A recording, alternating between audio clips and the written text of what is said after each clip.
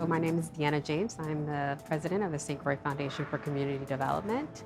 Today is a continuation of our community conversations where we are convening national philanthropic partners and social justice advocates and nonprofit leaders. Today we've included some private sector stakeholders to begin a conversation about environmental justice and economic development, holistic economic development. Sonia Dow has been an incredible partner with Landmark Society, and she brings to the conversation a real broader, deeper context of the history of this place. And so we usually ensure that she is at the table every time we have these convenings. I think the first thing I'm learning is really about the history of St. Croix and how this was a sacred place and how indigenous communities have beloved this area and has used this area as a refuge for their spirit and for their growth and for their families. I really appreciate the different perspectives that have been brought to the table, both from locally as well as from outside. I think it's good when we can have the combined effort and provide perspective that we may not be always privy to. One of the things from one of the presentations that really resonated with me was the level of research and data that goes into these assessments. I think a lot of times we rely on opinions, and it's nice to see when we can put formulated facts to the matters to ensure that we are objectively assessing solutions.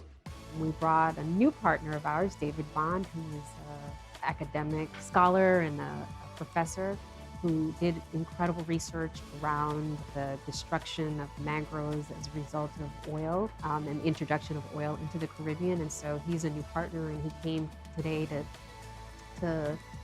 provide even broader historical context for our environment, some of the assets in our environment, and then some of the liabilities and vulnerabilities.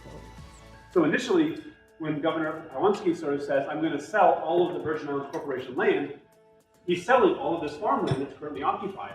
And there was a huge protest from the local legislature, which voted to say, let's raise the money locally and purchase that land and put it in a public trust that can continue on and follow through with the promises made to those farmers at that moment. So there was a number of protests. It was in all the local papers. All the local papers had editorials disclaiming this and protesting this.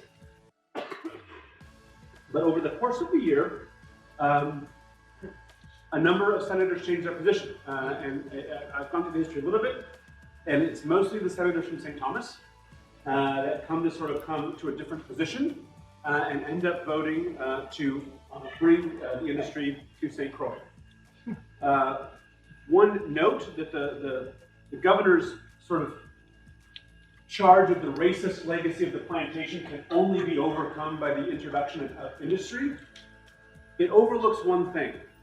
The overdrawn contrast of plantation past and industrial futures overlook the vibrant presence of small independent farmers on the island.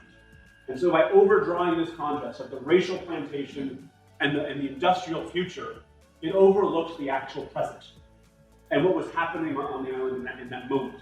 These independent farmers, I said that the homesteads, 5 to 10 acres, a lot of the mechanized farming equipment like tractors and trucks were shared in common. They were collectively held resources that families could use to harvest and to ship their products to local markets. Many farmers refused to leave their land. They were promised title and they refused to leave their land when Harvey tried to push them off. In a particularly egregious moment, a number of fields were burned.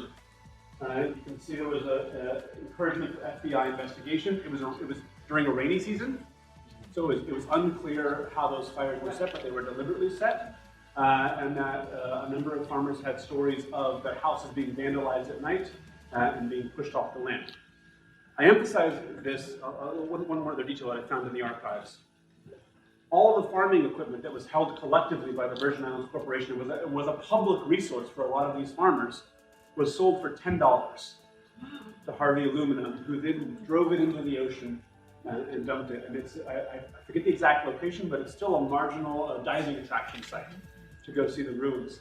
A lot of how we think about the development of our community is always from the perspective of the infrastructure, physical infrastructure.